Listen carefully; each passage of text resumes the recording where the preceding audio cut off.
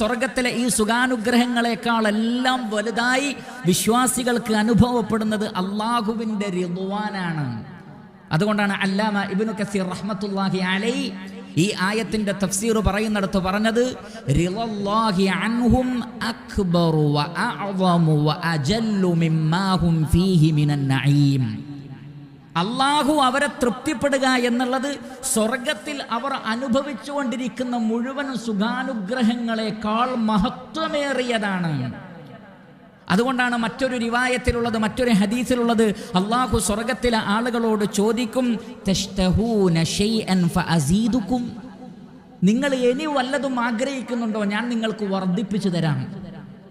അപ്പോൾ സ്വർഗത്തിലെ ആളുകൾ ചോദിക്കും, യാ റബ്ബ് വമാ ഫൗഖ മാ അഅതൈതന, നീ ഞങ്ങൾക്ക് ഈ നൽകിയതിനേക്കാൾ മേലെ നിൽക്കുന്ന വല്ലതുമുണ്ടോ റബ്ബേ, എന്താണത്? അല്ലാഹു സുബ്ഹാനഹു വ തആല പറയും, റിദ്വാനി അക്ബർ, എൻ്റെ റിദ്വാൻ, എൻ്റെ സംതൃപ്തി അതാകുന്നു ഏറ്റവും വലുത്. അതുകൊണ്ട് പ്രിയപ്പെട്ട സഹോദരങ്ങളെ, നമ്മുടെ ജീവിതത്തിൻ്റെ ആത്യന്തികമായ ലക്ഷ്യമെന്ന് പറയുന്നത് അല്ലാഹു സുബ്ഹാനഹു വ തആലയുടെ പ്രീതിയും പൊരുത്തവും നേടിയെടുക്കലാണ്.